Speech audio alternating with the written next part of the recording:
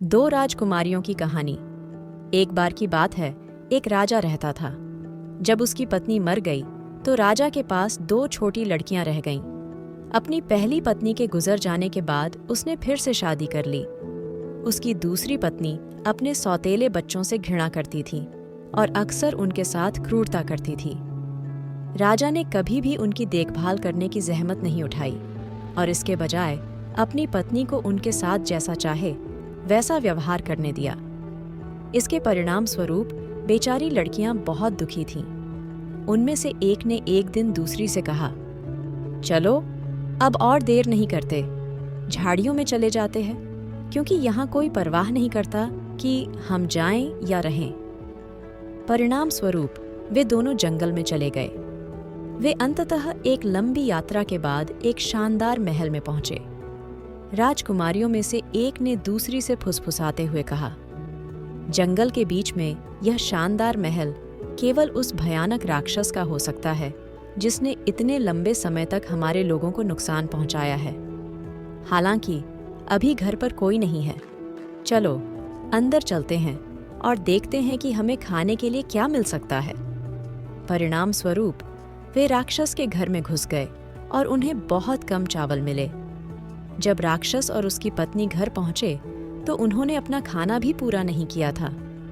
दोनों राजकुमारियां इतनी भयभीत थीं कि वे घर की छत पर भाग गईं और सपाट छत पर शरण ली।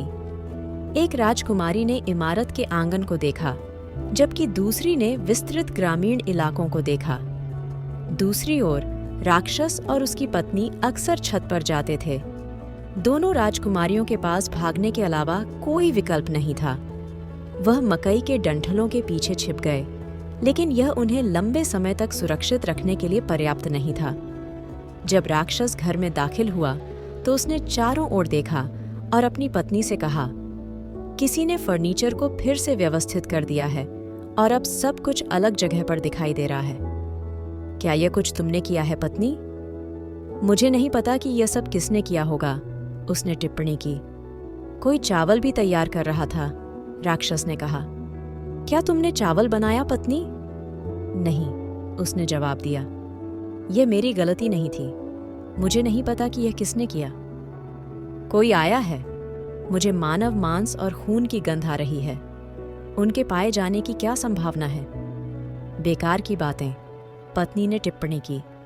वे इस तरह से बहस करते रहे जब तक कि राक्षस ने कहा, चलो बाहर चलते हैं और थोड़ा पानी पीते हैं। परिणाम स्वरूप राक्षस और उसकी पत्नी पास के एक कुएं पर चले गए।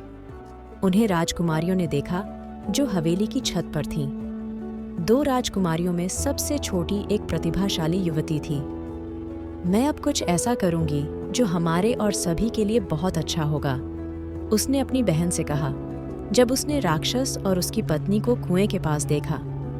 लड़की ने राक्षस और उसकी पत्नी को जोर से धक्का देकर कुएं में धकेल दिया। फिर उसने अपनी बहन को बताया कि उसने राक्षसों का बंदोबस्त कर दिया है। कैसे? उसकी बहन ने कहा। वे कुएं में मर गए हैं। काफी समय तक दोनों राजकुमारियां राक्षस के घर में शांतिपूर्वक रहीं। ध्यान रखना कि अगर कोई अजनबी घर के पास से आता दिखे तो छिप जाना, ताकि किसी को पता न चले कि हम यहाँ रहते हैं। छोटी राजकुमारी, जो समझदार थी, अक्सर सुबह अपनी बहन से कहा करती थी, लेकिन बहुत समय बीत गया जब कोई उस तरफ से नहीं आया। आखिरकार एक दिन एक बुजुर्ग रानी शानदार महल को देखने आई। बाद में रानी को बताया गया कि घर राक्षसों की संपत्ति है। वह चेतावनी के बावजूद किसी तरह अंदर चली गई। जैसे ही रानी घर में गई, उसकी मुलाकात राजकुमारी से हुई। वह छोटी लड़की की खूबसूरती देखकर दंग रह गई। उसने प्रस्ताव दिया, तुम बहुत सुंदर लड़की हो, तुम हमारे साथ आ सकती हो और हमारे घर में रह सकती हो।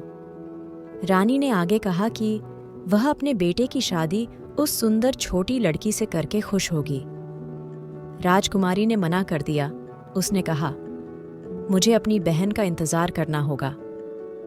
रानी ने उसकी दुविधा को समझा और वादा किया कि वह अक्सर उससे मिलने आएगी और जब उसकी बहन वापस आएगी तो वे उसके महल में एक साथ रह सकते हैं। राजकुमारी ने लंबे समय तक इंतजार किया, लेकिन बहन वापस नहीं लौटी क्योंकि वह जंगल में रास्ता भटक गई थी।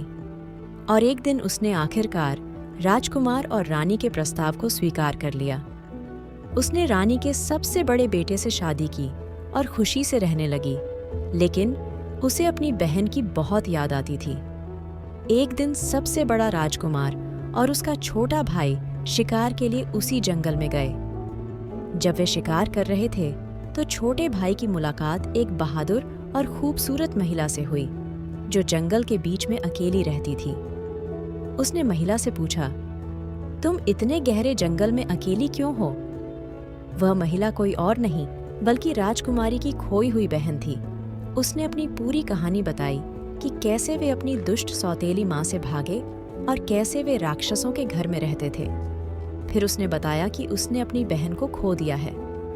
युवा राजकुमार ने महिला के साथ सहानुभूति जताई और उसे महल में ले आया। जब वह महल में दाखिल हुई तो उसे अपनी खोई हुई बहन मिल गई। वह उससे मिलकर बहुत खुश हुई। फिर खोई हुई बहन की शादी युवा राजकुमार से कर दी गई और दोनों बहनें और राजकुमार हमेशा के लिए अपने घर पर खुशी खुशी रहने लगी। कहानी की सीख हमें विपरीत परिस्थितियों का सामना करने में बहादुर बनने का महत्वपूर्ण सबक सिखाती है।